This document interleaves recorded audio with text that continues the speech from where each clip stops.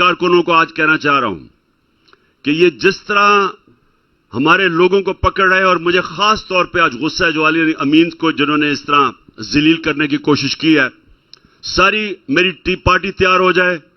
ایک ہم آخری، اب وہ کہتے ہیں نا مدر آف مارچز، اب وہ ہم نے تحریک چلانی ہے جو پاکستان کی تاریخ میں سب سے بڑی تحریک ہوگی. ایک عوام کا انشاءاللہ سمندر اب نکلے گا.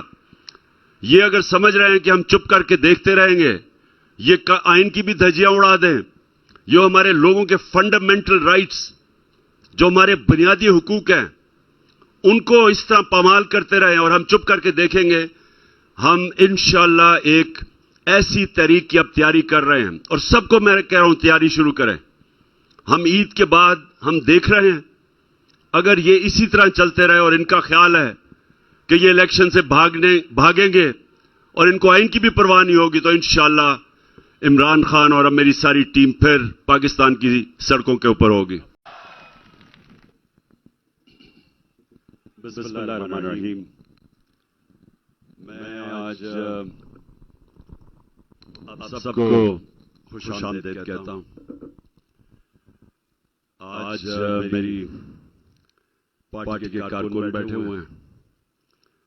آپ کا خاص طور پر میں شکریہ ادا کرتا ہوں کہ اگر آج میں یہاں بیٹھا ہوں اور کسی جیل میں نہیں ہوں تو سب سے بڑی وجہ سب سے پہلے میرے کارکن جنہوں نے جس طرح میری حفاظت کی، جو مجھے اغوا کرنے کی کوشش کی گئی،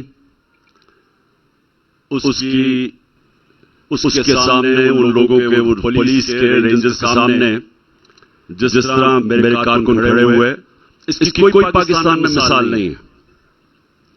یہ ہماری تاریخ میں اتنی بڑی فورس، 1000 پولیس اور رینجرز اور آرمڈ کار اگر مجھے اغوا کرنے آئی تھی تو یہ بہت بڑی کامیابی میرے کارکنوں کی تھی، جو جس طرح انہوں نے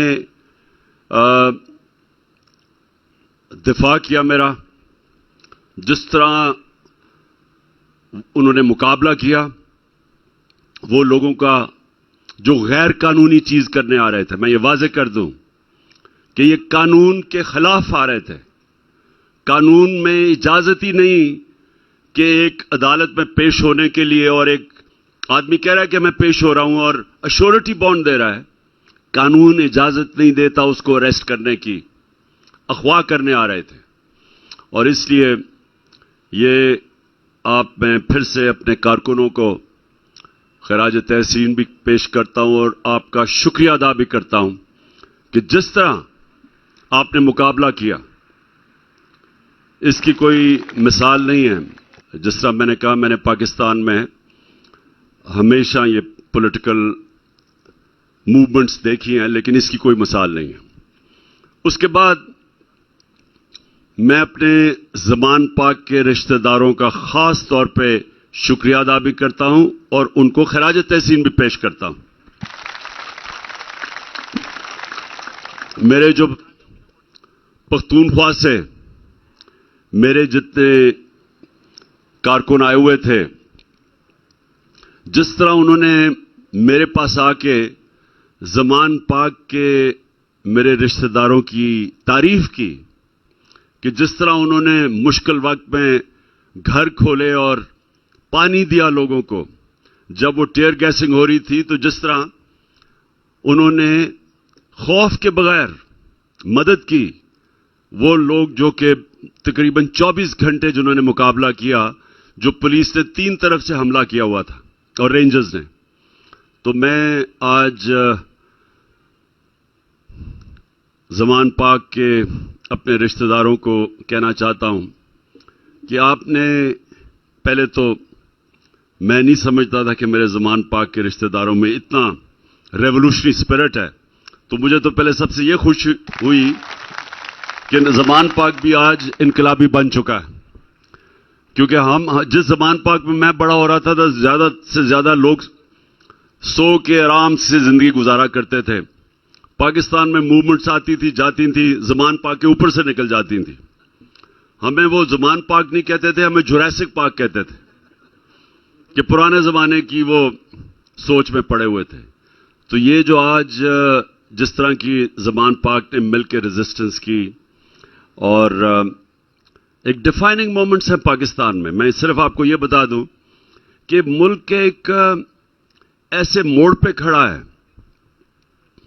کہ یہ یا ہم پاکستان کو ایک وہ قائد اعظم کا پاکستان بنائیں گے کانسٹیٹیوشنلزم کے اوپر, رول آف لا کے اوپر, جو ہمارے نبی صلی اللہ علیہ وسلم نے مدینہ کی ریاست کے اصولوں پہ دنیا کا سب سے بڑا انقلاب لے کے آئے تھے, اور وہ ایک ماڈرن ریاست بنائی تھی جس کے اوپر جن اصولوں پہ کھڑی ہوئی تھی, جس پہ نمبر 1 رول آف لا تھا, عدل اور انصاف تھا, نمبر 2 فلاحی ریاست تھی, ویلفیئر اسٹیٹ, اور تیسرے نمبر پہ ایک سوورن ملک تھا جو کسی کی غلامی نہیں کرتا تھا, جو لا الہ الا اللہ کا مطلب وہ جو انسان سمجھ بیٹھے تھے, جو آزاد لوگ تھے جن کی پرواز اوپر ہوئی اور دنیا کی امامت کی انہوں نے.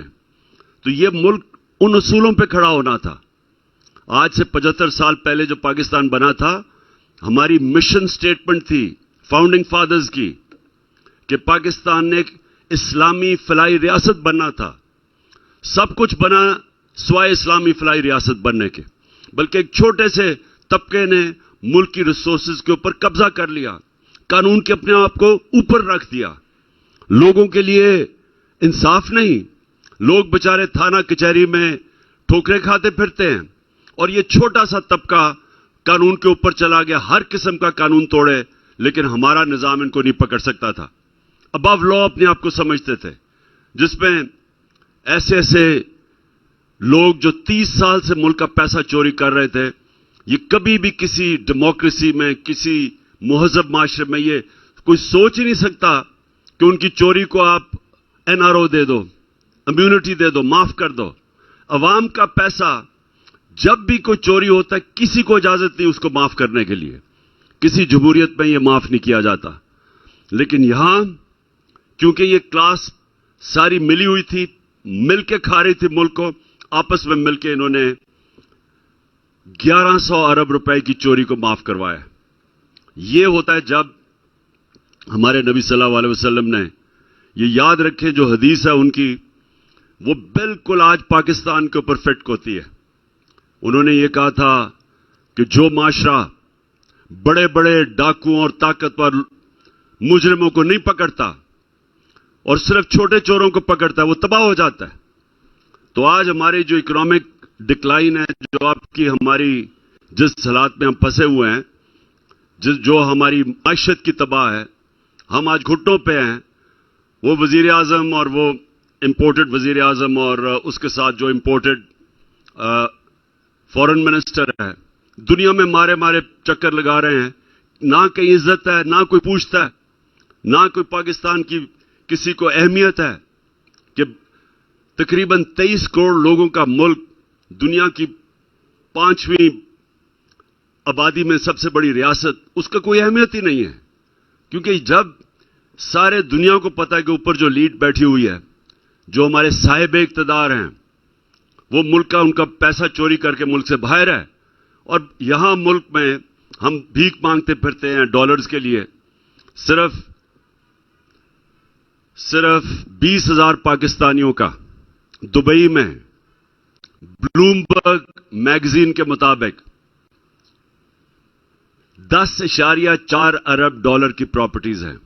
ہم 6 ارب کے پیچھے IMF کے بھاگ رہے ہیں اور منتیں کر رہے ہیں کہ ہمیں 6 ارب ڈالر دے دو.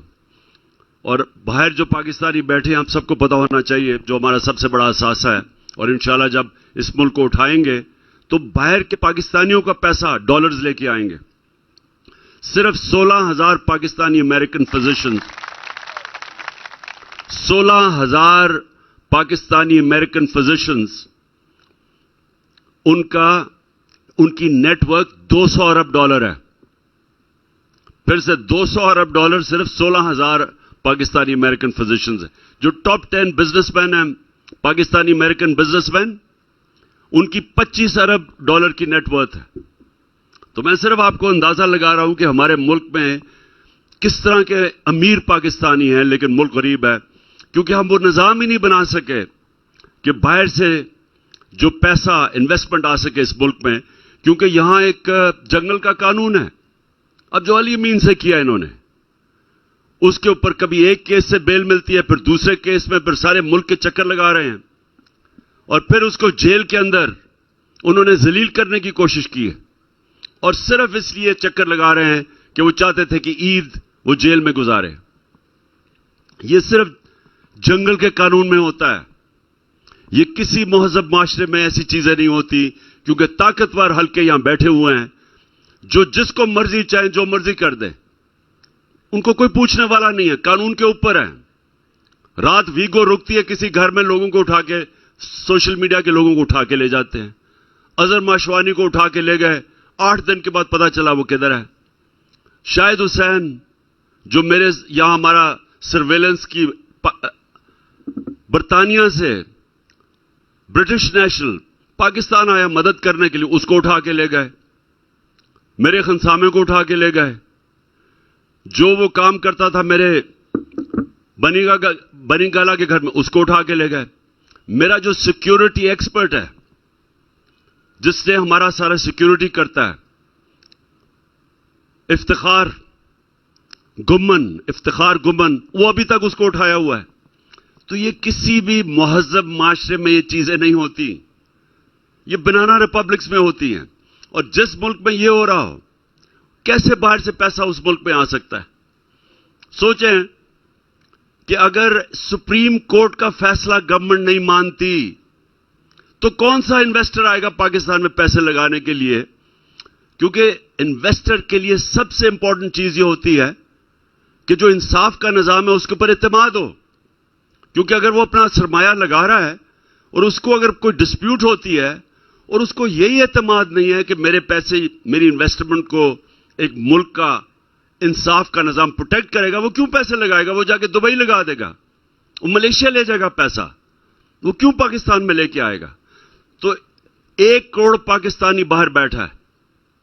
وہ 1 کروڑ پاکستانی اگر اس ملک میں اپنا 5% بھی آ کے پیسہ انویسٹ کر دے، ہمیں کسی کے سامنے ہاتھ پھیلانے کی ضرورت نہیں پڑے گی. لیکن وہ اس لیے نہیں کرتے کہ یہاں جنگل کا قانون ہے. جنگل کا قانون ہے یہاں. وہ جنگل کے قانون میں کوئی پیسہ نہیں لے کے آتا. جو بنانا ریپبلک جس کو کہتے ہیں، بنانا ریپبلک کا مطلب ہوتا ہے وہاں قانون نہیں ہوتا، وہاں قانون کی حکمرانی نہیں ہوتی، طاقت کی حکمرانی ہوتی ہے. تو بنانا ریپبلک میں سے پیسہ باہر جاتا ہے، پیسہ آتا نہیں ہے، انویسٹمنٹ نہیں آتی. اس ملک کا پیسہ چوری ہو کے باہر چلا جاتا ہے. جو ہمارا ملک سے پیسہ سارے لنڈن میں بڑے بڑے پراپرٹیز، کہ پاکستان تو چھوڑو، لنڈن میں میری کوئی پراپرٹی نہیں ہے، پتہ چلا اربوں روپے کی پراپرٹیز ہیں، سب کے پراپرٹیز باہر ہیں. تو میں آج آپ کے ساتھ بیٹھا ہوں، آپ کے ساتھ انجوائے کروں گا، کیونکہ ہم نے بڑا مشکل وقت گزارا ہے اور ابھی بھی ہمارا امتحان ہے یہاں زمان پاک میں. کیونکہ جو یہ لوگ ہیں اتنے خوف زدہ ہیں کہ الیکشن ہو گیا تو تحریک انصاف پھر پاور میں آ جائے گی اور عمران خان پھر واپس آ جائے گا، اور اس کے ڈر کی وجہ سے وہ الیکشن سے ہی بھاگ رہے ہیں. وہ جس طرح ہم زمان پاک میں جب چھوٹے کرکٹ کھیلتے تھے تو کئی ٹیمیں ہوتی تھی، روندو ٹیمیں، وہ جب ہارنے لگتے تھے وہ وکٹیں اٹھا کے لے جاتے تھے.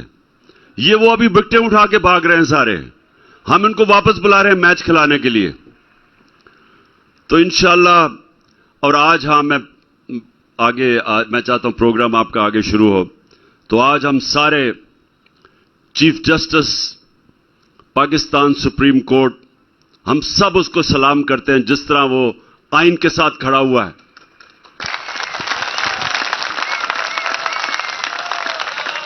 جس طرح چیف جسٹس بندیال، یہ قوم آپ کو سلام اس لیے کرتی ہے کہ یہ تنگ آ گئی ہے نظریہ ضرورت سے. یہ تنگ آ گئی ہے کہ طاقتور جب چاہے تو پاکستان کے آئین کو چینج کر دے. اور یہی وجہ ہے کہ آج پاکستان ایک عظیم قوم نہیں بن سکا. تو چیف جسٹس صاحب، آپ کو ہم آج اپریشیٹ کرتے ہیں، خراج تحسین پیش کرتے ہیں، آپ کو شور کرتے ہیں.